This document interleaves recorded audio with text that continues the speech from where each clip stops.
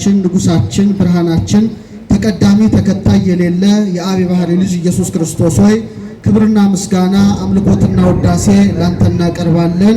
ንዕድ ክብርት የሆንሽ የአምላክ እናት ቅድስት ድንግል ረድኤትሽ በረከትሽ ከኛ ከልጆችሽ ጋራ አድሮ ይኖር። ክቡር አባታችን ሊቀ ሥልጣናት ቆሞስ አባ ኪሮስ ጸጋዬ እዚህ ታላቅ ጥንታዊ ቤተክርስቲያን ዋና አስተዳዳሪ፣ ክቡራን ሊቃውንተ ቤተክርስቲያን፣ ክቡራን ዘማሪያት፣ ምእመናት ሁላችሁም አንድ አምላክ በሚሆን በአብ በወልድ በመንፈስ ቅዱስ ስም እንደምን ቆያችሁ? እንደምን አረፈዳችሁ? እንደምን ሰነበታችሁ? ልዑል እግዚአብሔር ሁላችንንም በሕይወትና በሰላም ጠብቆ ለዚህ ታላቅ ዕለት አድርሶናልና የአባቶቻችን አምላክ ልዑል እግዚአብሔር ስሙ የተመሰገነ ይሁን። እንደ እግዚአብሔር ቸርነት እንደ እግዚአብሔር ቅዱስ ፈቃድ የምንማማረው በተለይ በዮሐንስ ወንጌል ምዕራፍ 19 ቁጥር 27 ላይ በእግረ መስቀል ለተገኘችው ለእናቱ የክብር ባለቤት ጌታችን አምላካችን መድኃኒታችን ኢየሱስ ክርስቶስ በጎልጎታ ናያምከ እነኋት እናት ብሎ ለዮሐንስ ሰጥቷልና እነኋት እናት በሚል ርዕስ ይሆናል። ይህን ርዕስ የመረጥኩበት ትልቅ ምክንያት ትላንት ታላቅ በዓል አክብረናል። የመጀመሪያው በዓል የክብር ባለቤት ጌታችን በእናቱ በቅድስት ድንግል ስም በፊልጵስዩስ በሶስት ደንጊያ ቤተክርስቲያኗን የሰራበት ቅዳሴ ቤተክርስቲያኗን የፈጸመበት ሲሆን ሁለተኛው ደግሞ ራሷ ቅድስት ድንግል ጎልጎታ ከጌታ እርገት በኋላ እየተመላለሰች ትጸልይ ነበረ። ዛሬ ቅድስት ሀገር ኢየሩሳሌም ብትሄዱ እመቤታችን የቆመችበት ቦታ አለ፣ የለመነችበት የማለደችበት ቦታ አለና ሰኔ 21 ጌታችን ተገልጦ ቃል ኪዳንን ልክ እንደ የካቲት መልሶ ሰጥቷታልና አብዛኞቻችሁ ሰኔ ጎልጎታ ሲባል ሰምታችኋል። ድሮ ከነገረ ማርያም መጽሐፍ ጋራ በብራና ነበር። አሁን ግን ወደ አማርኛ ተተርጉሞ ብዙዎቻችሁ ያን ጸሎት ትጸለያላችሁ። ልጄ ወዳጄ ሆይ እያለች ምትማልድበት ታላቅ ጸሎት ነው እና እዛ ጸሎት ላይም ቅዱስ ዑራኤል ተነስቷል። የሰላምና የደህንነት መልአክ በሆነው በዑራኤል ስም ማልድሃለሁ ብላ ቅድስት ድንግል ጸሎትን ታቀርባለች። እኔ ግን የመረጥኩት በጣም በርካታ ጸሎታት ሲሆኑ አንቀጾች ሲሆኑ አንድ አምስቶቹን ብቻ ነው የመረጥኩት። ምክንያቱም ሕዋሳቷን አማላጅ አድርጋ በልጇ በክርስቶስ ፊት ስታቀርብ የክብር ባለቤትም ሰኔ 21 ተገልጦ ሕዋሳቷን አማላጅ አድርጋ ላቀረበች ለቅድስት እናቱ ቃል ኪዳን ገብቷልና እመቤታችን የተናገረችውን ኃይለ ቃል ብቻ መርጬ በዛ ላይ እንማራለን። እግዚአብሔር አምላክ ምስጢሩን ጥበቡን ለሁላችንም ይግለጥልን። ከሕዋሳቷ አስቀድማ በምልጃ ያቀረበችው ማህፀኗን ነው። በመቀጠል ጀርባዋን ነው። ሶስተኛ አይኗን ነው። አራተኛ ከናፍሯን ወይም ቃሏን ነው። አምስተኛ ጆሮዋን ነው። ስድስተኛ እግሮቿን ነው። ሌሎቹ ግን ከስጋዌ ጋር የተያዙ መላእክትን ሊቃነ መላእክትን በመጥራት ወደ ልጇ ጸሎት አቅርባለችና እኔ ሕዋሳቷን ብቻ መርጬ የተናገረችውን ኃይለ ቃል በመመርመር በማመስጠር እንማራለን። እግዚአብሔር አምላክ ምስጢሩን ጥበቡን ለሁላችንም ይግለጥልን። ማኅፀኗን ቅድስት ድንግል አማላጅ አድርጋ እንዲህ ያለች ልጄ ወዳጄ ሆይ ልጄና ምኔ ልጄ ወዳጄ ሆይ ካለች በኋላ ሰማይና ምድር ሊወስኑ የማይቻላቸው አንተን 9 ወር ከ5 ቀን በተሸከመች ማኅፀኔ ቃል ኪዳን ትገባልኝ ዘንድ እማልድሃለሁ ብላ አስቀድማ ሰኔ 21 ማኅፀኗን አማላጅ አድርጋ በልጇ ፊት አቅርባለች እና በጣም ኃይለ ቃሉ ይገርማል። ሰማይና ምድር የማይችልህን አንተን ምንና ምን የማይችልህን አንተን 9 ወር ከ5 ቀን በተሸከመች ማኅፀኔ እማልድሃለሁ ነው ያለችው። በትክክል እግዚአብሔር የት ነው ያለው? እስቲ ይነግረኛል። አባታችን ሆይ እንዲህ ሲባል ምድርን ለቆ ሰማይ ላይ ብቻ ይገኛል ማለት አይደለም።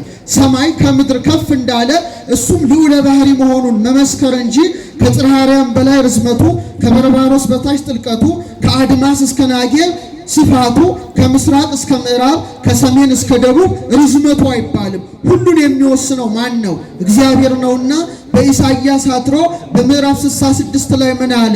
የሰራዊት ጌታ እግዚአብሔር እንዲህ ይላል፣ ሰማይ ዙፋኔ ነው፣ ምድር የእግሬ መረገጫ ናት። ለኔ ምን አይነት ቤት ትሰራላችሁ አለ ይላል። ሰማይ ምኔ ነው? ዙፋኔ፣ ምድር ምኔ ናት? የእግሬ መረገጫ። ለኔ ምን አይነት ቤት ትሰራላችሁ? እኔን የሚወስን እኔን ወስኖ ሊያስቀር የሚችል ምን አይነት ቤት ትሰራላችሁ ብሎ በኢሳይያስ አድሮ ተናገረ። ለካ እግዚአብሔር የሚወስነው አጥቶ አንዲት ሰማይ አንዲት ምድር ለዘር አትርፎ ነበረ። እሷ ማን ናት? ቅድስት ድንግል ማርያም ናት። ሰማይ ዙፋኔ ነው እንዳለ ማኅፀኗን እንደ ዙፋን አድርጎ 9 ወር ከ5 ቀን ተቀመጠ። ዳግሚት ሰማይ ተባለች። ምድር የእግሬ መረገጫ ናት እንዳለ 9 ወር ከ5 ቀን እግሩ ተረገጣት። ስለዚህ ዳግሚት ምድር ሆና ተገልጣለችና ሰማይና ምድር የማይወስኑን አንተን 9 ወር ከ5 ቀን በተሸከመች ማኅፀኔ ቃል ትገባልኝ ዘንድ እማልድሃለሁ ብላ በልጇ ፊት ጸሎትን አቀረበች። የማኅፀኗ ነገር ሊቃውንትን በእጅጉ አስደንቋል። ለምን? ጌታ ዓለማትን በመሃል እጁ እንደያዘ በማኅፀኗ አለ መባል ይገርማል። በማኅፀኗ ሳለ ነፋሳትን ያነፍሳል፣ ብርሃናትን ያመላልሳል፣ ቅዱስ ቅዱስ ቅዱስ ተብሎ ይመሰገናልና ድንግል ማርያም የእግዚአብሔር ሀገር፣ የእግዚአብሔር ሰማይ፣ የእግዚአብሔር ምድር፣ የእግዚአብሔር መቅደስ አድርጋ ማኅፀኗን አቅርባለች። ለዚህ ነው ቅዱስ ያሬድ በአንክሮ በተዘክሮ ሆኖ ሰማይ ወምድር ዘእያገምሮ እፎ እንጋ ማኅፀነ ድንግል ጾሮ፣ ሰማይና ምድር የማይችለውን አምላክ ምንኛ የድንግል ማርያም ማኅፀን ቻለው ብሎ በጣም ያደንቃል። ግን መልስ የለውም፣ ማንም ሊመልስ አይችልም። እንደውም ድጓ ላይ ምን ይላል? እፎ ጾረቶ እንዘውቱ ይጸውራ፣ የሚሸከማት ሲሆን እንዴት ተሸከመችው ይላል። የሚሸከማት ማን ነው? ዓለምን የተሸከመ ማን ነው? እሷንም የተሸከመ ማን ነው? ልጇ ክርስቶስ ነው። የሚሸከማትን ለመሸከም በቃሽ ማለት ነው። ድንግል ፈጣሪዋን ወለደችው ብሎ ኤፍሬም እንደተናገረ አሁን ደግሞ የሚሸከማትን ምን አለችው? ተሸከመችውና ያሬድ ምን ይላል? እፎ ጾረቶ፣ እንዴት ተሸከመችው? እሱ ግን ምን ይላታል? ይሸከማታል። የሚሸከማትን የተሸከመች የእግዚአብሔር ሀገር የእግዚአብሔር ከተማ በመሆኗ ማኅፀኗን አማላጅ አድርጋ በልጇ ፊት አቀረበች። አባ ጊዮርጊስ ዘጋስጫ ደግሞ በጣም ያደንቃል። የድንግል ማርያም ማኅፀንን ሲመለከተው በጣም ይገረማል። ምን አለ መሰላችሁ? ከርሰ ድንግል አብዮ ተላለም አየራት። የድንግል ማርያም ማኅፀን አለ ከአየራት በለጠ። ከምን በለጠ? ከአየራት በለጠ። አየራትን የያዘውን ጌታ ነው የያዘው። ወተሰብሐ እምሱራፌል ወኪሩቤል፣ በኪሩቤል በሱራፌል ዘንድ ተመሰገነ። ከርሰ ድንግል ኮነ ታቦቶ ማኅደረ ለእግዚአብሔር አዶናይ።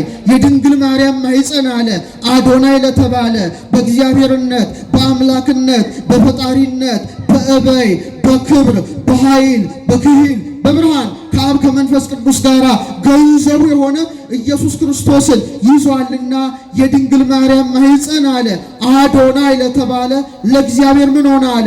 ማደሪያውን ሆነ። ለዚህ ነው ራሷ ቅድስት ድንግል ሰማይና ምድር ሊወስን የማይችለውን አንተን በተሸከመች ማኅፀኔ ምን እልሃለሁ አለች? ማልድሃለሁ አለች። ቅድም ዘማሪ ልዑልሰገድ ሲዘምር እንደሰማችሁት ዳግሚት ሰማይ ሆኖ ማኅፀኗ ማንን ያዘ? ፀሐይን ያዘ። ማንን ያዘ? እስቲ ስለ ፀሐይ ትንሽ ልንገራችሁ። እኔ ባለሁበት የሥነ ፈለክ ዘርፍ ስለ ፀሐይ ብዙ ይነገራል፣ ብዙ ይመረመራል። በፀሐይ ደረጃ አንድ የሚያስደንቅ ነገር ልንገራችሁ። ዛሬ ዓለም ላይ ያለው ትልቁ የጦር መሳሪያ ምንድን ነው? ኒኩለር ነው አይደለ? ኒኩለር ተተኮሰ ማለት ቢሊየንስ ሰዎች ነው እንደ ቅጠል የሚረግፉት ከጨረሮ የተነሳ እና እግዚአብሔር ይጠብቃት ምድራችንን። ኃያላኑ መተኮስ አቅቷቸው አይደለም፣ ቢተኩሱ ራሱ መልሶ እነሱን ምን ይላል? ያጠፋል። ግን ቢገርማችሁ ወደ ፀሐይ ስትመጡ 100 ሚሊዮን ሃይድሮጅንን ወደ ሂሊየም በሰከንድ ውስጥ ሪያክሽን ታደርጋለች ማለት የሚገርማችሁ 100 ሚሊዮን ኒውክሌር ቦምብ ማለት ነው በቅጽበት የምታከናውነው ፀሐይ። የ3 ሰከንድ ጉልበቷ ምድር ላይ ቢያርፍ የምድር ውቅያኖሶችን ሁሉ ማትነን ይችላል። የ6 ደቂቃ ጉልበቷ ምድራችን ላይ ቢያርፍ የመሬትን ክረስት ወይም ንጣፉን አቡኑኖ ባዶ ማድረግ ይችላል። እግዚአብሔር ባወቀ ሰማይን አራቀ። ፀሐይ በ100 ሚሊዮን ኒውክሌር ቦምብ የሚያህል ሪያክሽን በቅጽበት ስታደርግ ፀሐይ እንደዚህ ኃያል ስትሆን ድንግል ማርያም ግን ማኅፀኗ ያስተናገደው ፀሐይን ሳይሆን የፀሐይን ፈጣሪ ክርስቶስን ነው። ክብር ይግባው ለማኅፀኗ። ዛሬ እኔና እናንተ እንኳን በጣታችን የምንይዘውን ተርታውን ጧፍ እንኳን እሳቱን መንካት አንችልም። እንችላለን? አንችልም። እጃችን ምን ይሆናል? ይነዳል፣ ይከስላል። ፍህምን በእጅ መያዝ አንችልም። እጃችን ይላላጣል። ትኩስ ውሃ እንኳን ላያችን ላይ ቢፈስ ምን አይነት አደጋ እንደሚያመጣ ታውቃላችሁ። ድንግል ማርያም እኮ ማህፀኗ መላእክት የማይቀርቡትን እሳት የያዘ ማህፀን ነው። ኦ ድንግል ሶብሃደረ ውስተ ከርስኪ እሳተ መለኮት፣ ድንግል ሆይ እሳተ መለኮት ጌታ አለ በማህፀንሽ ባደረ ጊዜ ገጹ እሳት፣ ልብሱ እሳት፣ አካሉ እሳት እንደምን አላቃጠለሽ ይላል ሕርያቆስ። ግን መልስ የለው። 7 የእሳት መጋረጃ ሲና ላይ የተገለጠው በማህፀንሽ ወዴት ተጋረደ? ወዴት ተተከለ? እንዘንስቲታ ባላንቲ ነው 3 ክንድ ከስንዝር ቁመት ስትሆኚ ኪሩብ የሚሸከሙት ያስፈሪው የእሳቱ ዙፋን በማህፀንሽ የተተከለ ወዴት ቆመ? እንዘንስት መራታንቲ ታናሽ ሙሽራ ስትሆይ መልስ የለም። ስለዚህ እናታችን ድንግል ማርያም ዳግሚት ሰማይ ሆኖ ማህፀኗ ፀሐዩን ያዘ። ማህፀኗ ደመና ሆኖ ማንን ያዘ? እስቲ ደመና ካለ ምን አለው? ምን እየዘነበ ነው? ዝናቡ ማን ነው? ክርስቶስ ነው። ንዑ እንከ ከመናልዕላ ለዛቲ ደመና ብርሃን እንተ ጾረቶ ለማየ ዝናብ ንጹሕ ይላል አባ ጊዮርጊስ። ንጹሕ የዝናብ ውሃ ስትየጽመዋን ኢየሱስ ክርስቶስን የተሸከመ ማህፀኗ የብርሃን ደመና የተባለች ቅድስት ድንግልን እናከብራትና ገናዘን ነው ይላል። አቤት የድንግል ማርያም ማህፀን ቤተ ስብሐት ሆኖ ፈጣሪን ተሸከመ። ምስክሩ ማን ነው? ሄኖክ ነው። ፔካ ሆኖ አዶናይን ያዘ። ምስክሩ ማን ነው? የአዳም 7ኛ ትውልድ የሆነው ሄኖክ ነው። የድንግል ማርያም ማህፀን ሐረግ ሆኖ በጉን ያዘ። ምስክሩ ማን ነው? ይስሐቅ ነው። የድንግል ማርያም ማህፀን መሰላል ሆኖ ንጉሱን ያዘ። ምስክሩ ማን ነው? ያዕቆብ ነው። የድንግል ማርያም ማህፀን ሐመልማል ሆኖ ነበልባሉን ተሸከመ። ምስክሩ ማን ነው? ሙሴ ነው። የድንግል ማርያም ማህፀን ሲና ሆኖ ግርማውን ተሸከመ። አሁንም ምስክሩ ማን ነው? ነቢየ እግዚአብሔር ሙሴ ነው። ያሬድ በአድናቆት ምን አለ? በቃለ ኃይሉ ዘይፌትት በረደ ድንግል በከርሳ ግመረት ነደ እምግርማ እበዩ ሙሴ ዘሬደ እመወላዲቶ ኮነቶ ገሃደ። ክረምት ላይ አለ በረዱን የሚፈረካክሰው ሙሴ ሲና ተራራ ላይ የተንቀጠቀጠለት ነዲዱን እሳት ድንግል ማርያም አለ በማህፀኗ ተሸከመችው። መሸከም ብቻ ሳይሆን እናቱን ወላጁን ሆነችው። የድንግል ማርያም ማህፀንማ መሶበ ወርቅ ሆኖ መናውን ተሸከመ። የድንግል ማርያም ማህፀን ታቦት ሆኖ ጽላት ሆኖ ቃሉን ተሸከመ። የድንግል ማርያም ማህፀን የወርቅ ጠረጴዛ ሆኖ ህብስቱን ተሸከመ። ምስክሯ ማን ነው? ሙሴ ነው። ማዕጠንት ሆኖ ፍህሙን ያዘ። ምስክሯ ማን ነው? አሁንም ሙሴ ነው። ድንኳን ሆኖ ሊቀ ካህናቱን ተሸከመ። የወይን ሐረግ ሆኖ ፍሬ ሕይወትን ያዘ። ምስክሯ ማን ነው? ካሌብ ነው። ጸምር ሆኖ ጠሉን ተሸከመ። ምስክሯ ማን ነው? ጌዴዎን ነው። የድንግል ማርያም ማህፀን ማሰሮ ሆኖ ጨውን ያዘ። ምስክሯ ማን ነው? ኤልሳ ነው። ደመና ሆኖ ዝናቡን ያዘ። ምስክሯ ማን ነው? ኤልያስ ነው። የድንግል ማርያም ማህፀን ገዳም ሆኖ አንበሳውን ያዘ። ምስክሯ ማን ነው? ዕዝራ ነው። ዙፋን ሆኖ ጌታን ያዘ። ምስክሯ ማን ነው? ኢሳይያስ ነው። የድንግል ማርያም ማህፀን የታተመ ደብዳቤ ሆኖ ቃሉን ያዘ። ምስክሯ ማን ነው? ኢሳይያስ ነው። የድንግል ማርያም ማህፀን ሰረገላ ሆኖ በኮቦር አዶናይን ያዘ። ምስክሯ ማን ነው? ሕዝቅኤል ነው። የድንግል ማርያም ማህፀን የተቆለፈ መቅደስ ሆኖ ንጉሱን ያዘ። ምስክሯ ማን ነው? ሕዝቅኤል ነው። የድንግል ማርያም ማህፀን ተራራ ሆኖ ደንጊያውን ያዘ። ምስክሯ ዳንኤል ነው። ክብር ይግባት እናታችን 9 ወር ከ5 ቀን በተሸከመው ማህፀኔ እማልድሃለሁ ብላ በልጇ ፊት ሀገረ እግዚአብሔር መቅደሰ እግዚአብሔር የሆነ ማህፀኗን ሰኔ 21 በምልጃ ያቆመች የሁላችን ንግሥት የሁላችንም እመቤት ስሟ ማን ነው? ቅድስት ድንግል ማርያም ነው። በረከቷ ይደርብን። በሁለተኛ ደረጃ ጸሎት አድርጋ ያቀረበችው ይሄን ይመስላል። ልጄ ወዳጄ ሆይ ለብዙኃት አዕይንቲሆሙ ዓይናቸው ብዙ የተባሉ ጸወርተ መንበር ኪሩቤል በፍርሃትና በረዓድ እየተንቀጠቀጡ መንበርን የሚሸከሙትና አንተ ባዘለች ጀርባዬ ቃል ኪዳን ትገባልኝ ዘንድ እማልድሃለሁ። ትጸልዩታላችሁ አይደለ? እያንዳንዱን ቃል ስትጸልዩ በማስተዋል መሆን አለበት። ምን አለች? ዓይናቸው ብዙዎች የተባሉ ኪሩቤል አንተን የሚሸከሙትን በተሸከመ ምኔ ጀርባዬ ምኔ ኪሩቤል ሱራፌል ትንሽ ልንገራቸው ስለነሱ ተፈጥሮ። ስንት መላእክት መሰሏቸው? 16 መላእክት ናቸው። ስንት ናቸው? 12ቱ ከውስጥ ናቸው፣ 4ቱ ከውጪ ስለሆኑ 40 እንስሳ ይባላሉ። የሰው ፊት ያለው 4 ገጽ አለው። የአንበሳ ፊት ያለው 4 ገጽ አለው። የንስር ፊት ያለው 4 ገጽ አለው። የላም ፊት ያለው መልአክ 4 ገጽ አለው። 4 ሲባዛ 4 16 መላእክት የማንን ዙፋን ተሸክመዋል? በጣም ያስፈራል። የልዑል እግዚአብሔርን ዙፋን ተሸክመዋል። እሳታማ ዙፋን ነው የያዙት እና ይንቀጠቀጣሉ በፍርሃት በረዓድ። መብረቅ ነው፣ ብልጭልጭታ ነው፣ ነጎድጓድ ነው፣ ቀስተ ደመናዊ ብርሃን ዙሪያውን ይከበዋል። እና ኢሳይያስ ተመለከታቸው በምዕራፍ 6 ላይ ኦዚያን በሞተበት ወራት ተመስጦ መጥቶበት ሲመለከት እግዚአብሔር በእነሱ ላይ ተቀምጦ ያየው። እሱን ማየት አቅቷቸው በክሌቱ ክነፊሆሙ ይከድኑ ገጾሙ፣ በሁለት ክንፋቸው ፊታቸውን ሸፍነው፣ በሁለት ክንፋቸው እግራቸውን ሸፍነው፣ ሁለት ክንፋቸውን ወዲያና ወዲያ አድርገው ቅዱስ ቅዱስ ቅዱስ የሰራዊት ጌታ እግዚአብሔር ሰማይና ምድር ከጌትነቱ የተነሳ ተመልታለች እያሉ ያመሰግኑታል። ከቃሉ ጋር ናቸው። በጣም ያስፈራል። እና ፊቱን ማየት አቅቷቸው እኮ ነው ክንፋቸው እና ከፊቱም መቆም አቅቷቸው ነው በሁለት ክንፋቸው እግራቸውን የሸፈኑት። ዋናው ይሄ ብቻ አይደለም። ሕዝቅኤል ደግሞ ኮቦር በምትባል ወንዝ ሳለ በ30 ዓመቱ ተመስጦ መጥቶበት ተመለከታቸው። መንኮራኩር ይላል ሰረገላ ነው። ያን ሰረገላ መንካት አቅቷቸው በእሳት ምሰሶ ደግፈውታል። በምን ምሰሶ? በእሳት ምሰሶና በጣም ያስጨንቃል ሲመለከተው። እግዚአብሔር ያሳያችሁ። እሳታውያኑ በዚህ ደረጃ በመንቀጥቀጥ ዙፋኑ መንካት አቅቷቸው በእሳት ምሰሶ የሚደግፉትን ጌታ በጀርባዋ በብቸኝነት ያዘለች ማናት? ለዚህ ነው ኪሩባዊ ሰረገላ ትባላለች። እስቲ በሉ፣ ጣፋጭ ስም ነው። ድገሙት እስቲ። ኪሩባዊ ሰረገላ ይላታል። ስለዚህ አሁን እስቲ እናንተ አወዳድሩ። ማን ይበልጣል? 16ቱ መላእክት ይበልጣሉ ወይስ ቅድስት ድንግል ማርያም? እውነታችሁን ነው? እሺ፣ በብሉይ ኪዳን መንበረ ታቦቱ ላይ ኪሩቤል ነው የሚቀረጹት።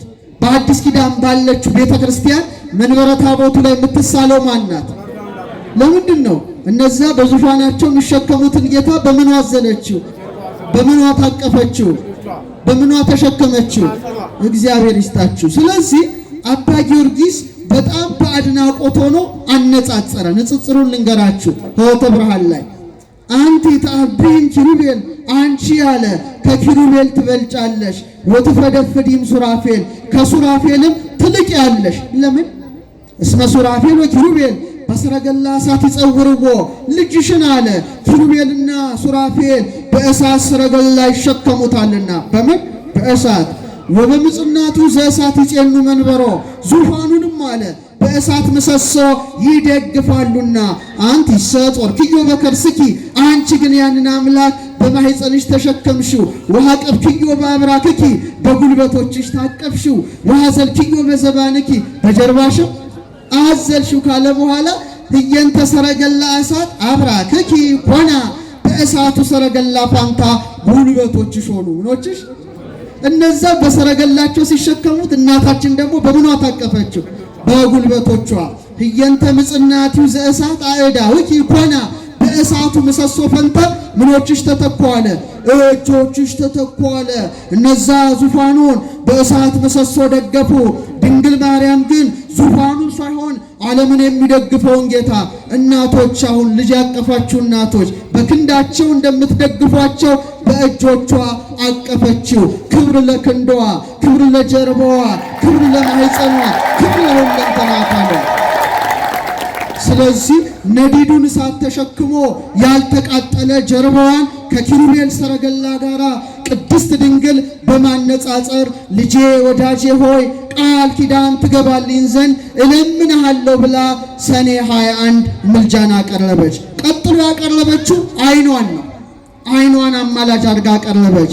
ልጄ ወዳጄ ሆይ አንተን ይገለዋል ብዬ ሳስብ ከዓይኖቼ እንደ ውሃ እየፈሰሱ በክብርት ሥጋ ላይ በወረዱት እንባዎቼ ቃል ኪዳን ትገባልኝ ዘንድ እማልድሃለሁ ብላ ዓይኗን አማላጅ አድርጋ አቀረበች። የድንግል ማርያም ዓይኖች የተለያዩ ነገሮች ይታይባቸዋል። አንዴ ደስታ ይታይባቸዋል፣ አንዴ እንባ ይታይባቸዋል። በጣም የዓይኗ ነገር የተለየ ነው። ሰሎሞን አስቀድሞ በመኃልየ 7:5 ላይ ዓይኖችሽ አለ እንደ መላ ኩሬ ውሃ ናቸው ይላል። እንደምን ውሃ ናቸው? እንባን ያፈሰሱ ዓይኖቿ በቀራንዮ ላይ ስቅስቅ ብሎ እንደ ውሃ የፈሰሰ ዓይኖቿን ምን አለ? ዓይኖችሽ እንደ መላ ኩሬ ውሃ ናቸው አለ። ዓይኗ ጽሩይ ነው። ከድንግል ማርያም ዓይኖች የበለጠ ዓይን የት ታገኛለህ? ምንም ነገር ብታነጻጽሩ ከዓይኖቿ ጋር አይወዳደርም። አባ ጊዮርጊስ ምን አለ? አልቦ ዘይበርህ እምጸዳል ዓይንኪ፣ ከዓይንሽ ጸዳል የሚበራ የለም። ኢቤዚያን በለብን በገጸ ሰማይ፣ በሰማይ ፊት የሚንተገተገው ኮከብ ቢሆን ወይ ባህሪ ዘያንጸባርቅ ዲበረሰ ነገሥት፣ በነገሥታት ራስ ላይ የሚያንጸባርቀው ወርቅ ቢሆን እንቁ ቢሆን እንዳንቺ ዓይን የሚያምር የለም ይላል። ያምራል ዓይኗ ከሷ በቀር ላይ እንደው ስዕሏን ተመልከቱ። ዓይኗ ደስ አይል? እንደው በሞቴ አሁን ስዕሏ ፊት ቆማችሁ ስትጸልዩ መጀመሪያ የምታዩት ምኗን ነው? ዓይኗን ነው። እናታዊ ዓይን እንዴት! ለዚህ ነው በቅዱሳት ስዕላት ላይ የእመቤታችን ዓይኖች ጎላ ተደርገው ይሳላሉ፣ ከናፍሯ ግን ትንሽ ሆኖ ይሳላል። ለምን? ዓይኖቿ በርኅራኄ የሚመለከቱ ናቸው። የፍቅር ዓይኖች ናቸው። በከመ ይትፌሳ ሕፃን ሶበ ይሬእ እሞ እትፌሳ አንሰ ስእለኪ በርእይ ወተሳልሞ ይላል አባ ጽጌ ድንግል። ሕፃን የእናቱን ዓይን እንደሚያይ ደስ እንደሚለው ሮጦ እቅፏ ውስጥ እንደሚሆን እኔም ደግሞ ያንቺን ስዕል ሮሮ የሆነ የዓይንሽ ያለበትን ስዕል በማየት ደስ ይለኛል አለ። ደስ ይበላችሁ፣ እመቤታችን ከእኛ ጋር ናት። አሁን እዚህ ጋር በስተግራ አቅጣጫ አንዲት ሴት አመጣላችኋለሁ። የዛች ሴት ዓይን ስትመለከቱ ትደነግጣላችሁ። በጣም የደፈረሰ ዓይን ነው። ደም የመላበት ዓይን ነው። የረከሰ ዓይን ነው። በምኞት በፍትወት የተቃጠለ ዓይን ነው። ክፋትን የተመላ ዓይን ነው። እሱም የማን ዓይን ይመስላችኋል? የሔዋን ዓይኖች ናቸው። የማን ዓይኖች ናቸው? እዚህ ጋር እመቤታችን አምጧት። የእሷን ዓይንና የመጀመሪያዋን ሔዋንን ዓይን ተመልከቱ። የመጀመሪያዋ ሔዋን ዓይኗ ምን ያህል የጎሰቆለ የባከነ ዓይን ነበረ። ምንን ተመለከተ? አትቢ የተባለችውን የተከለከለችውን የዛፍ ፍሬ ተመለከተ። ጎሰቆለ። ለመብል ያማረ እንደሆነ አየች ይላል። እባብን ተመለከተ። ደህና ነገር እንኳን አልተመለከተችም። አካለ ከይሲ ማደሪያ ልሳነ ከይሲ መናገሪያ ያደረገው ማን ነው? ሰይጣን ነው። ሰይጣን ያደረበት እባብን ተመለከተች። በመቀጠል ምን አየች? ራቁቷን መሆኗን። አይቀስ ራቁቷን የብርሃን ልብስ። ከዛ ሮጣ ጫካ ውስጥ ከባሏ ጋር ለመደበቅ ሞከረች። ይህ ብቻ አይደለም። ዓይኖቿ ደም አፍሳሹ ቃየልን አዩ። ምን አፍሳሹ? የወንድሙን ደም በግፍ ያፈሰሰ ቃየልን ያዩ የሔዋን ዓይኖች የደፈረሱ ዓይኖች ናቸው። የሔዋን ዓይኖች ሞት የገባባቸው ዓይኖች ናቸው። የሔዋን ዓይኖች ፍትወት የገባባቸው ዓይኖች ናቸው። የሔዋን ዓይኖች የታወሩ ዓይኖች ናቸው። የሔዋን ዓይኖች የጨለሙ ዓይኖች ናቸው። እስቲ ወደ እመቤታችን ደግሞ እንምጣ። የሔዋን ዓይኖች በዚህ ደረጃ አስከፊ ሕግ አፍራሽ መሆናቸውን ስናይ ወደ ድንግል ማርያም ዓይኖች ስትመጡ ግን ወደ ቤተ መቅደስ በገባች ጊዜ ለመጀመሪያ ጊዜ ቅዱስ ፋኑኤልን የተመለከቱ ዓይኖቿ ናቸው። ክብር ላይ ነው። ዓይን ፋኑኤልን ሰማያዊውን ህብስት አዩ፣ ሰማያዊውን ጽዋ አዩ። ተርታ ነገርን ዓይኖቿ አልተመለከቱም። የኢሳይያስን መጽሐፍ አውጥታ ታነብ ነበረ። ዓይኖቿ የጠሩ የሃይማኖት ዓይኖች ነበሩ። ድንግል ትጸንሳለች፣ ወንድ ልጅ ትወልዳለች የሚለውን ገጸ ንባብ ስታገኝ ወዮ ከጊዜዋ ጊዜ ደርሼ ወጥቼ ወርጄ ባገለገልኩት አለች።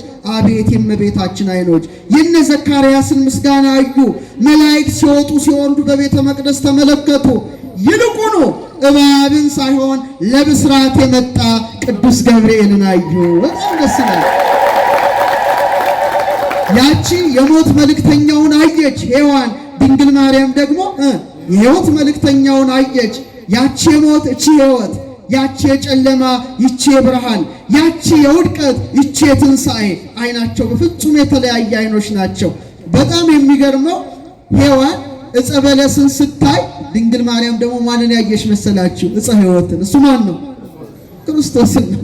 የዛች አይኖች የተከለከለውን ዛፍ ሲመለከቱ እቺ ደግሞ ውሃበ ሕይወት የሆነውን የክርስቶስን ፊቱን ተመለከተች። ይሄ አይኗ የተባረከ አይን ነው።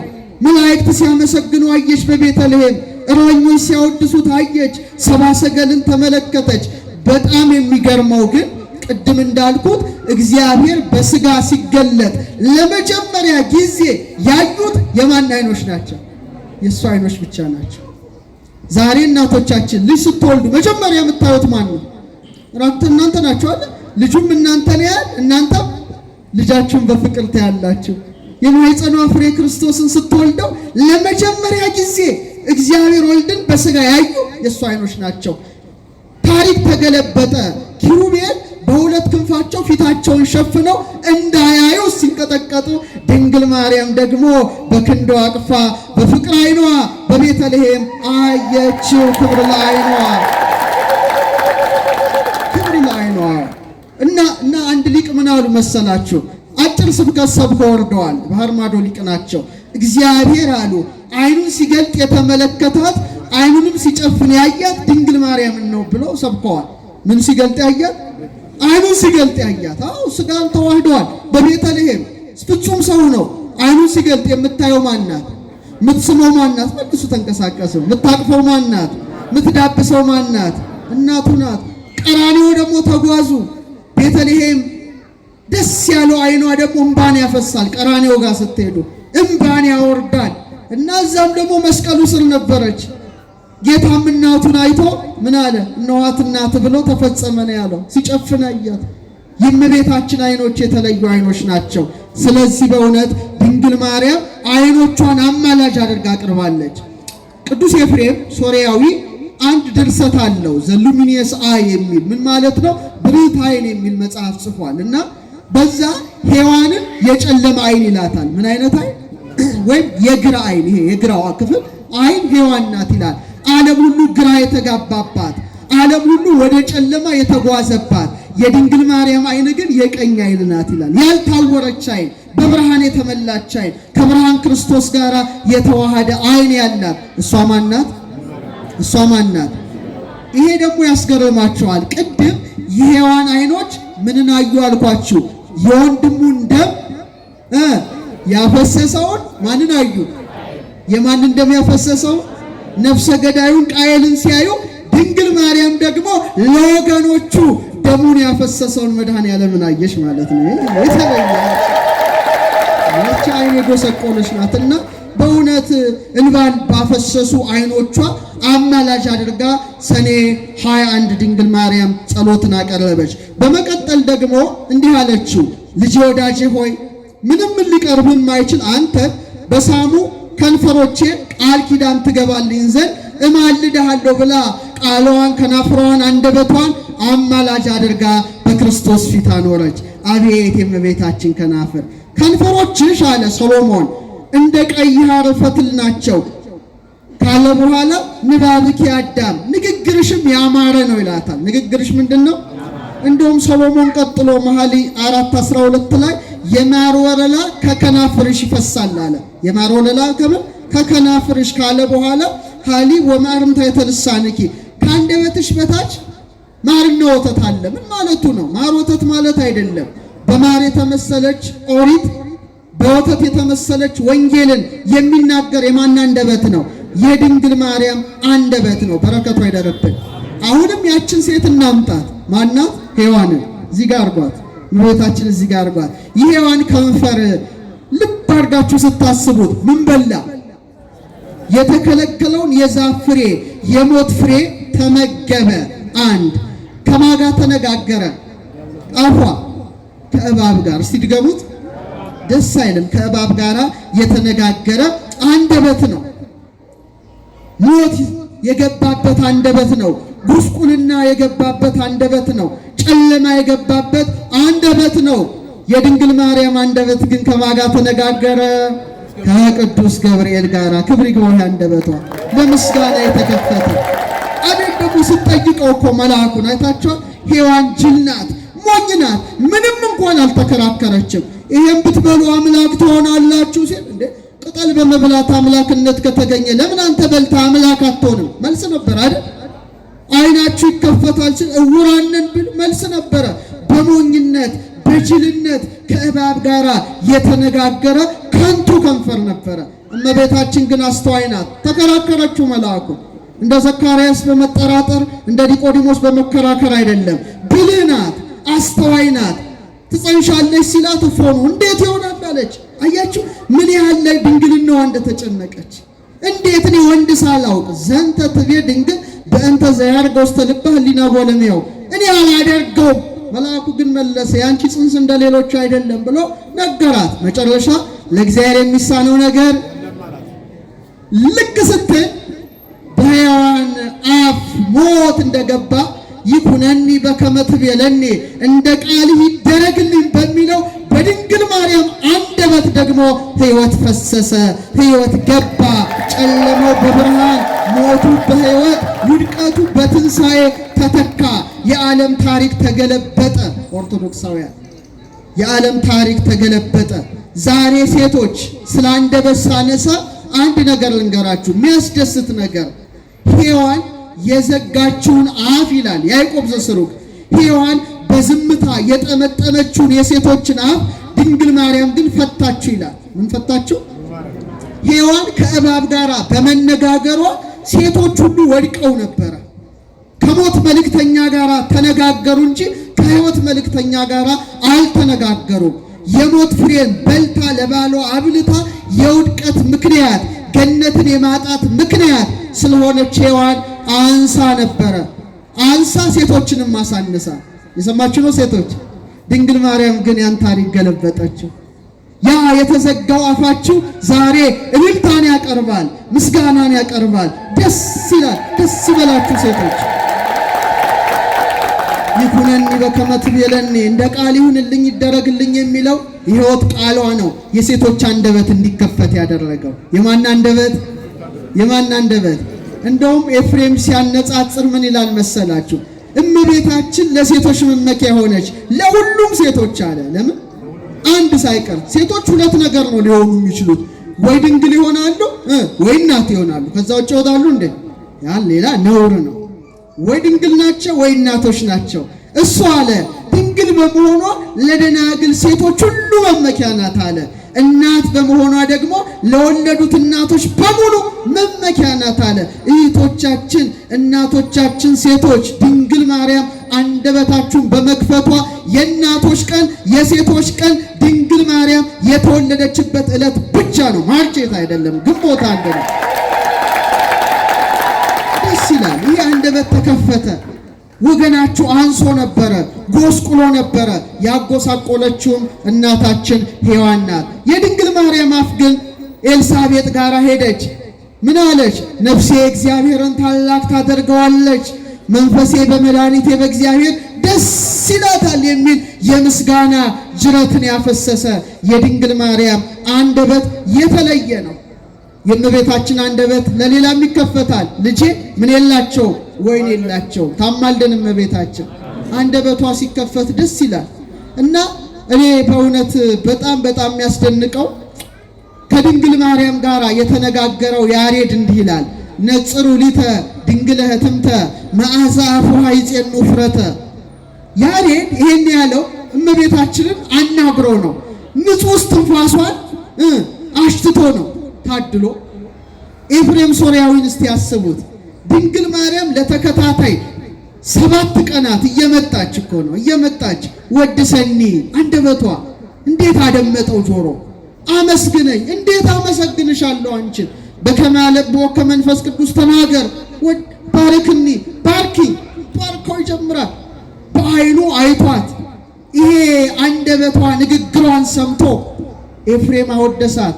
በሀገራችን ደግሞ ያሬድ እስቲ በሉት ቅዱስ ያሬድ ማይኪራ ላይ ሆኖ ጸዋቶ ዜማ ሲያስተምር ቅድስት ድንግል ቅዱስ ኤፍሬምን ከሶሪያ አባ ሕርያቆስን ከብህንሳ በአካለ ነፍስ አምጥታ ኤፍሬም አለች ውዳሴን ሕርያቆስ ቅዳሴን ለያሬድ ንገሩት፣ ቅዱስ ያሬድ በዜማው ሲያመሰግነኝ መስማት እፈልጋለሁ አለ። አቤት ይህን ቃል የሰሙ እንደ ኤልሳቤጥ የሆነ ጆሮ ነው ያሬድ ጆሮ እኮ።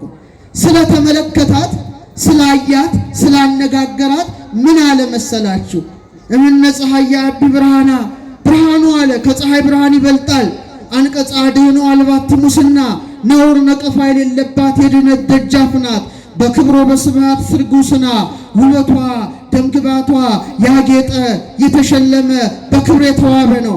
አማን በአማን መሶብ ዘመና እውነት በእውነት መናውን የያዘች መሶበ ወርቅ ናት። ነጽሩ ሊተ ድንግል ህትምተ መዓዛ አፏ የጼኑ ፍረተ የአፏ መዓዛ አለ እንደ ሽቱም ያውድ እንደምን የሚያውድ ኧረ ድገሙት እንደ ሽቱም ያውድ ድንግል ማርያምን እስቲ ተመልከቱልኝ አለ። ክብር ይግባው ይሄ አባት ይዋት ይላል በራሱ። ለዚህ ነው ሰላም ለቃልኪ ለአንደበትሽ ምስጋና ይገባል። እማስካለ ወይን ጥዑም ከሆነ ከወይን ይልቅ የሚጣፍጥ ህመምን ከሚያስረሳው ከናብሊስ ደንጊያ ይልቅ ደስ የሚያሰኝ የማን አንደበት ይመስላችኋል? የማን አንደበት? አቤት እሷን ያነጋገሩ እንዴት ታድለዋል ባካችሁ! አቤት ስንቱ መሰላችሁ ያነጋገራል። እነ ጎርጎርዮስ ዘኔዎ ቂሳርያ ዮሐንስን ይዛ መጣ ምስጢረ ሥላሴን አስተምረው ስትል ኤልሳቤጥ ገና ቃሏን ስትሰማ ጽንሱ በደስታ ምን ሆነ? የሔዋን ቃል እንኳን ጽንስ ሊያዘልል ሰውን ያሸብራል።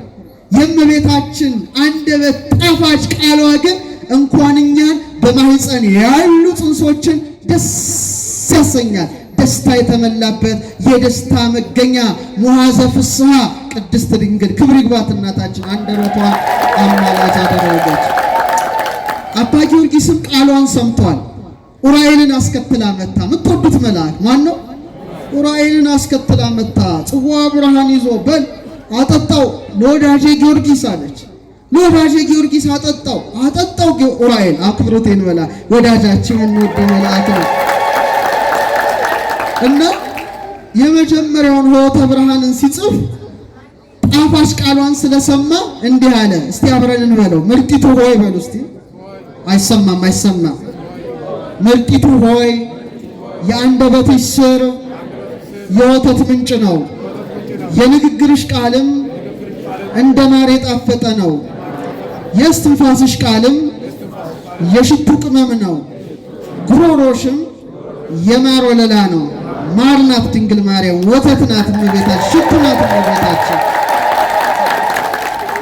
ቀጥላ አንድ ምልጃ ታቀርባለች። ጠቅልለን እንጨርሰዋለን። ልጄ ወዳጄ ሆይ አለችና ካንተ ጋር በተነጋገረ አንደበቴ ካለች በኋላ ሱራፌል ኪሩቤል ድምፅህን ሰምተው ጸንተው መቆም የማይቻላቸው ጡማት ቃላትን በሰሙ ጆሮዎቼ ምን እማልድሃለሁ። አሁን የሚያስደስት ነገር እናወጣለን።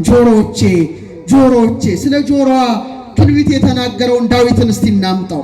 በመዝሙር 44 ላይ ምን አለ? ቁጥር 45 ቁጥር 10 ላይ ስምዒ ወለቴ ወርእይ ወአጽሚ ዝነኪ፣ ልጄ ሆይ ስሚ አድምጪ አለ። ምን በል ጆሮሽን ዘንበል አድርገሽ አድምጪ። ርሲ ሕዝበኪ ወቤተ አቡኪ፣ ቤትሽን ወገንሽን ሁሉ የአባትሽን ቤት እርሺ። ንጉሥ ምንሽን ወዷል? ውበትሽን ወዷል። አቤት የእመቤታችን ጆሮ የማንን ነው ድምፅ የሚያደምጠው? የንጉሡን። የሔዋን ጆሮ ማንን አደመጠ? እባቡን የሰይጣንን ሹክሹክታ አደመጠ። ድንግል ማርያም ግን ወለተ ዳዊት አባቷ ለወለተ ዳዊት ምን ይላታል? ገብርኤል ሚነግርሽን ብስራት ጆሮሽን ምን በለሽ አድምጪ፣ ዘንበል አድርገሽ አድምጪ። እባብ መርዛማ ዕቅዱን በሔዋን ጆሮ ተነፈሰ። ያ ለሰው ልጅ ምንን አመጣ? ሞትን አመጣ። በድንግል ማርያም ጆሮ ደግሞ ምን ፈሰሰ? ሕይወት ፈሰሰ። ታሪክ ተገለበጠ። ያ እባብ ያንሾካሹካል እዛ ጆሮ ላይ፣ እዚህ ደግሞ ገብርኤል ምን ያሰማል? ብስራትን ያሰማል። በዛ ጆሮ ሞት ይገባል፣ በዚህኛው ጆሮ ሕይወት ይገባል። በዛሽ ጆሮ ጉስቁልና ይገባል፣ በዚሽ ጆሮ ምሕረት ይፈሳል። በዛሽ ጆሮ ሞት፣ በዚሽ ጆሮ ሕይወት። ክብር ለጆሮዋ ጡማት ቃላትን ለሰሙ ለጆሮች እና ዳዊት አለ ልጄ ስሚ ይላታል። ጆሮሽን አዘንቢ። ምንሽን አዘንቢ? ንጉሥ ምንሽን ወዷል? በቃ ንጉሥ ውበትሽን ወዷል። አባ ጽጌ ድንግል ይሄን ሲተረጉም ምን አለ? እግዚአብሔር ነጸረ ኩሎ ዓለመ ወይረከበ ማርያም ዘከማኪም እግዚአብሔር ዓለምን ሁሉ ተመለከተ፣ ማርያም እንዳንቺ ያለች እናት አላገኘም። ኪያውሰ ጽጌ ዘእምከርስኪ ተቀስመ አበባ ክርስቶስ ከማኅፀንሽ ተለቀመ። ዳዊት አመረኪን ዘይብል ቅድመ ስምዒ ወለቴ ወሬ ዳግመ እስመ ፈቶ ንጉሥ ስነኪ አዳመ። ንጉሥ ክርስቶስ ያማረ ውበትሽን አይቷልና ልጄ ስሚ አድምጪ ብሎ ማን አመልክቶሻል? ዳዊት አባትሽ አመልክቶሻል። ዳዊት አባቷ ላከበረው ጆሮዋ ክብር ይግባው። በእውነት አከበረ። ሚያስጠላ ድምፅ ሔዋን ሰማች። ምን የሚል አስጨናቂ በሕማም ለዲ። ሴቶች እየሰማችሁ ነው? ምን አይነት ጆሮ ነው? በጭንቁ ልጅ ያላት እግዚአብሔር በጻር በቀር የሷ ጆሮ እኮ ነው የሚያሰቅቃችሁ። እናቶቼ ስትወልዱ የምታሰኛችሁ እኮ ሔዋን ናት። እንደው ግን ማርያም ማርያም የሚለው ደግሞ ሲሰማ ቶሎ ልዛኑ ይወለዳል። ጽንስ የምታስደስት እሷ አይደለች እንዴ? የሔዋን እኮ ያ አንደበት እኮ ነው በሕማሙ ለጂ። ከዛ ደግሞ እንደገና ወደ ባልሽ ተመለሽ። አቤት ፍዳ! በጣም ጻር ጋር ነው ይህን የሰማችው። ድንግል ማርያም ግን በጆሮዋ የሰማችው ጸጋን የተመላሽ ደስተኛይቱ ሆይ ደስ ይበልሽ። ማካንቺ ጋር ነው፣ ማካንቺ ጋር ነው። አዎ በርብቃ ሁለት ጆሮዋ ላይ ኢያውብር የወርቅ ጉትቻን ያጠለቀላት አይደል እንዴ? የአብርሃም መልእክተኛ ኢያውብር በይስሐቅ ጆሮዎች ላይ የወርቅ ጉትቻን ያጠለቀው የእግዚአብሔር መልእክተኛ ቅዱስ ገብርኤል ደግሞ በቀኝም በግራም ጆሮዋ ጸጋን የተመላሽ ደስተኛይቱ ደስ ይበልሽ ከሴቶች ተለይተሽ ቡርክት ነሽ የሚል ወርቃማ ብስራቱን በጆሮዋ አፈሰሰ። ልጄ አዘንቢ ይላታል። ጆሮሽን ዝቅ አድርገሽ ስሚ። ይህ ብቻ አይደለም፣ ቅዱስ ቅዱስ ቅዱስ የሚል ድምፅ ወዲያው ጆሮዋ ሰማ። ምኗ ውስጥ ይመስላችኋል? ማኅፀኗ። ምኗ? ከማኅፀኗ ምስጋና ፈሰሰ። አንገቷን ዘልሳለ። ምንድነው የምሰማው? አይታወቅም። የመላእክት ምስጋና ነው። ታውት እሱ በጣም በጣም የሚያስደንቀው ነገር አንድ ድምፅ ሰማ። ይህ ነገር ከሷ ጆሮ በቀር ሊሰማው የሚችል ማንም ጆሮ የለም። ምን የሚል? እማ የሚል። እስቲ በሉ ድገሙት እስቲ ባካችሁ። ማን ያለው? ማን ያለው? ከባዱ ነገር ይሄ ነው። እግዚአብሔር ወልድ በስጋ ተገልጦ እማ ብሎ ጠርቷል። እናቴ ብሎ ጠርቷል። ይህን የሰማ ጆሮ ምን ትለዋል? ቅዱስ ቄርሎስ ሉቃስን ሲተረጉም ምን አለ? ለእናቱ እየታዘዘ በየጥቂቱ በናዝሬት ገሊላ ማደጉን ሲተረጉም ዓለም የሚታዘዝለት ጌታ አለ። ለእናቱ ታዘዘ ሉቃስ ጻፈ አለ። እንዴት እንዳከበራት ተመልከት ካለ በኋላ ሁለት ነገርን ይጽፋል። እኔ ሳነበው እጅግ ነው የሚገርመው። ምን አለ መሰላችሁ? ጌታዬ ልጄ ትለው ነበር ይላል። ምኔና ምኔ? እንዲህ ከባድ ነገር እኮ ነው። ጌታዬ እና ምኔ አምላኳ ስለሆነ ጌታዬ ትለዋለች ይላል። ልጇ ስለሆነ ልጄ። እሱ ደግሞ እናቴ ይላል። እግዚአብሔር እናቴ ብሎ ሲጠራ ሴቶችን ነው እኮ የሚመክራቸው። ስሙ ይላል። ለሴቶች የተሰጠ ስብከት ነው። ተለይቶ እንደ ዛሬ ተቀላቅሎ ድሮ ሁሉም በየእንትኑ ይሰብኩ ነበረ። እግዚአብሔር እናቴ ብሎ ተጠርቷል። እናቴ የሚል ድምፅን የሰማ ጆሮ ምን ትለዋለ? ጌታዬ ልጄ። ተቃርኖ ነው የሚነበበው። ተቃርኖ በሷ ተቃራኒ ነገሮች ሁሉ ተዋህደው ሰላማዊ ሆነዋል። እስቲ አሁን ሴቶች ጠይቃችሁ፣ እናት ሆና ድንግል ምትሆናለች? ድንግል ሆና ደግሞ እናት ምትሆናለች? አንዱ አንዱን ያጠፋል። ባላንጣ ነው። አንዱ ለአንዱ ተቃራኒ ነው። ኤፍሬም ምን ይላል ይህን ሲያስቀምጥ? ዓለም ከተፈጠረ ጀምሮ እናት ሆና ድንግል ሆና እናት ምትሆን የለችም። የተፈጥሮ ሕግ ይከለክላታል። ድንግል ማርያም ግን ሁለቱን አስተባብራ ተገኝታ የተፈጥሮን ሕግ ደረመሰችው፣ በታተነችው። ክብር ይግባት። ተፈጥሮ በሷ ላይ አልሰራም። ለዚህ እኮ ነው ጌታዬ ልጄ ማለት እንዛ አመቱ እሞረሳ ያለው ማለት ነው። አገልጋዩ ስትሆን እናቱ ምንድን ነው ነገር? እኛ ሁላችን የማን አገልጋይ ነን? አረ በሞቴ የእግዚአብሔር እንጂ ወላጅ አይደለም። እሷ ግን ልጄ ማለት ስልጣን አላት። ልጄ ወዳጄ ማለት ስልጣን አላት። እስቲ ሌላም ልንገራችሁ የሚያስደንቅ እንደው እግረ መንገዴን ነው። እስቲ ወተት በሉ እስቲ ድገሙት። ከድንግልና ጋር ይኸው እናቶች እዚህ ያላችሁ ወለዳችሁ። ልክ ስትወልዱ እግዚአብሔር ለዛ ሕፃን ምግብ እንዲሆነው ከጡታችሁ ምን ይሰጣቸዋል? ወተትን ይሰጣል። ትልቅ ስጦታ እኮ ነው። ለደናግል ግን የለም፣ እናት እስክትሆኑ ድረስ አይሰጣችሁ። እሷ እኮ ድንግል ሆና ሳለች ወተት መገኘቱ አይገርማችሁ? ተውት ሌላውን ሴቶች፣ ይህን ብቻ እያሰባችሁ ሂዱ። ለእናንተ ተውት ሌላውን እርሱት። ይህን ብቻ እያሰባችሁ ኮንተምፕሌት እያደረጋችሁ እያሰላሰላችሁ እስቲ ሂዱ።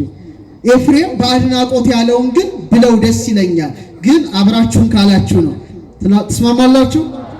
ፈጣሪዋ ነህና በሉ እስቲ።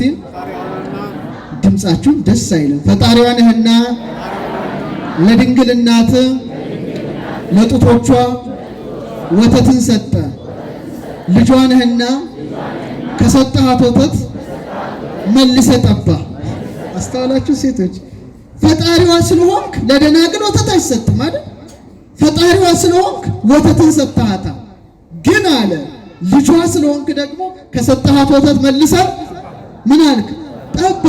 ድንግል ለአንተ ለሁሉ መጋቢ የተውሶ ወይም የብድር ወተት ሰጠች። የምን ወተት? የዋሳት ማን ነው? አስቡት። የዋሳት ማን ነው? ያበደራት ማን ነው? የእሱ አይደለም። ማን ነው? ልጇ ነው። ሰማያትን በዘረጋው ቀኝ እጅ ጡቶቿን ጨበጥክ ይላል። አስቡት። ቤተልሔም ሄዱ። ሚልኮ ግሪቶ ትዝ ይላችኋል? ፍልስጤም ነቋንቋ አይነሽ ብዙ ጊዜ ተግዘዋል። ኢየሩሳሌም የወተት ዋሻ ላያችሁ? ቤታችን ጌታን ስታጠባ አይታችኋል? ኢየሩሳሌም ሄዳችሁ ፍልስጤም ቤተልሔም ጠብ ያለበት ቦታ ያ ነጭ የሆነ ዋሻ በረከቱ አይደረብን። ስለዚህ ይሄ ቃል የተለየ ቃል ነው። ናዘዛ ወይቤላ በቃሉ ጡም በቁም ቃሉ ያረጋጋት ይረክበኒ ሊተ እደወደ ምርጉም በእንቲአይ ትብኪም እናቴ አታልቅሺ እኔ ሞት አያገኘኝም ይላታል በስደቷ። በቃሉ ያረጋጋት ጆሮዋ ሰሙ። ይህ ብቻ አይደለም፣ ቀራንዮ ላይ ደግሞ እኔና እናንተ ዮሐንስን ለምንመስል ሁሉ እነሆት እናት እነሆ ልጅሽ የሚለውን ታላቅ ቃል ከጌታዋ ሰሙ። ደስ ይበላችሁ። አሜን። ደስ እናት አለን ማለት ነው። እናት አለን። እሷም ሰምታለች ከልጇ። ልጆችሽ ናቸው ስላለ እኮ ነው የምትማልደው። ልጆቼ ማር ነው የምትለው እመቤታችን። ሁላችንም ታስምረን። 30 ቀጠለች። የመጨረሻው አቺ ናት። እቺን በ5 ደቂቃ ጨርሳለሁ። 33 ዓመት ከአውራጃ ወደ አውራጃ ካንተ ጋራ በተመላለሱ እግሮቼ። ይሄ መጨረሻ ነው። ቃል ኪዳን ትገባልኝ ዘንድ እማልድሃለሁ። በምኔ? ከቤተልሔም እስከ ቀራንዮ ግብጽ በረሃ። አቤት እግሮቿ!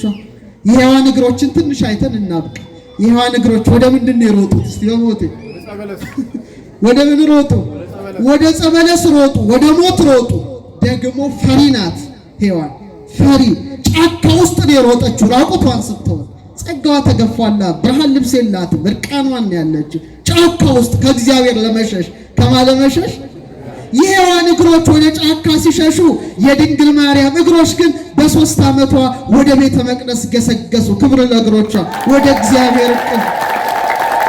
ይህ እግር የተለየ እግር ነው። ወደ ቤተ መቅደስ የገሰገሰ እግር ነው።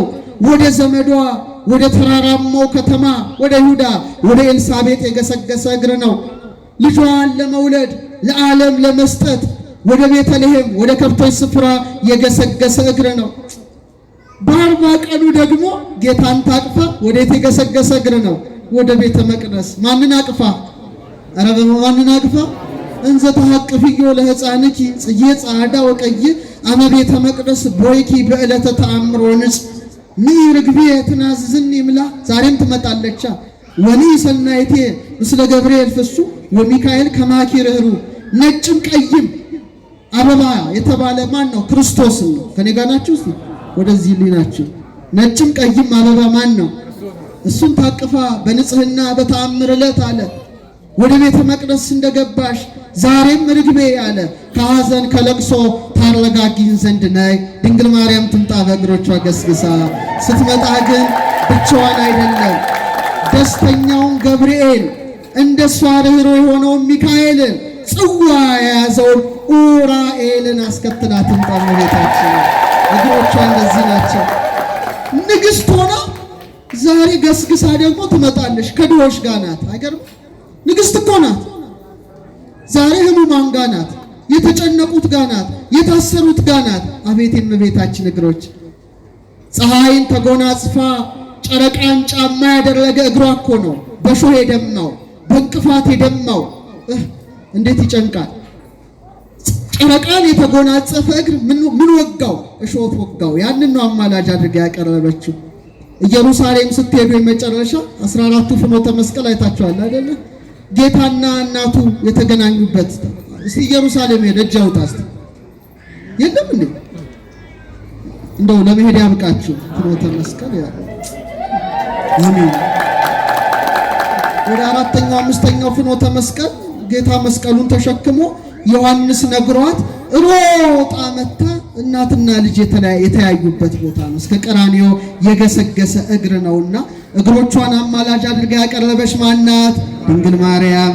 ጌታም ደግሞ በእውነት የተናገረችውን ቃል ሰምቶ እምርልሻለሁ አለ። ደስ ይበላችሁ። እምርልሻለሁ ሰኔ 21። ስለዚህ ክርስቲያኖች የመጨረሻ ቃል አሁን እስቲ ጥያቄ ልጠይቃችሁ። እዚያ አጠገብ ያለሽ አንቺ አሁን እመቤታችን ስዕል ፊት ቆመሽ ምንድነው ብለሽ ምትጸልይ? እመቤቴ ምን በይ? እሺ ጌታስ ጋር ሆነሽ እናቱን አማላጅ ስታደርጊ ምንድነው የምትይ? ታጎነብሻለሽ። በቃ ይሄ ድህነት ክፉ ነው። ድህነት ስልሽ የኢኮኖሚ አይደለም። እስቲ የሀብታምና የድሃ ልዩነት እስቲ መልስ ስጡኝ። በልብስ አንጻር ሀብታም ምን ልልበስ ነው የሚለው ወይስ የትኛውን ልልበስ? እሺ ድሃ ምን ልልበስ ነው? የትኛውን ልልበስ? ጥሩ።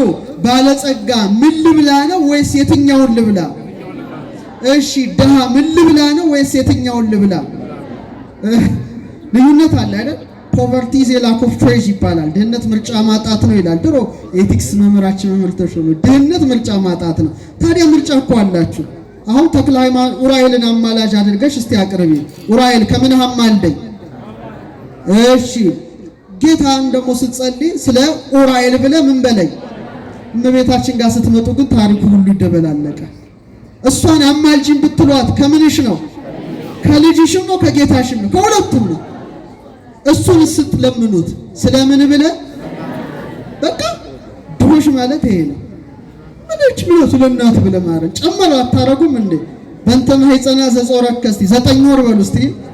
ከ5 ቀን ስለተሸከመ ማኅፀኗ አንተን ስላዘለ ስለ ጀርባዋ አንተን ስላቀፈ ስለ ክንዷ አንተን ስላየ ስለ ዓይኗ ያንተን ድምጽ ስለሰማ ጆሮዋ ያንተን መዓዛ ስላሸተተ አፍንጫዋ አንተን ስለሰላመ ከናፍሯ አንተን ስላጠባ ስለ ጡቷ ካንተን ስላቀፈ ስለ እጇ ካንተ ጋራ ስለተመላለሰ እግሯ ከሷ ስለነሳሃው ነፍስ ስጋ አጥንት ጅማት ጠጉር ጥፍር ከመለኮትነት ጋር አንድ ስላደረከው ብላችሁ አትለምኑትም?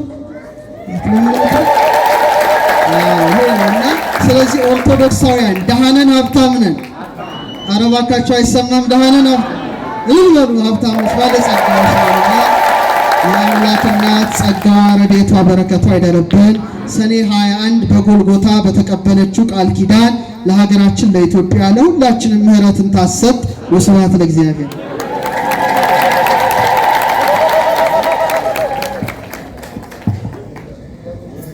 ትሁም ለጉርኤ ነቢብከ ማሮ ሶከር ጠመኒ ላፌ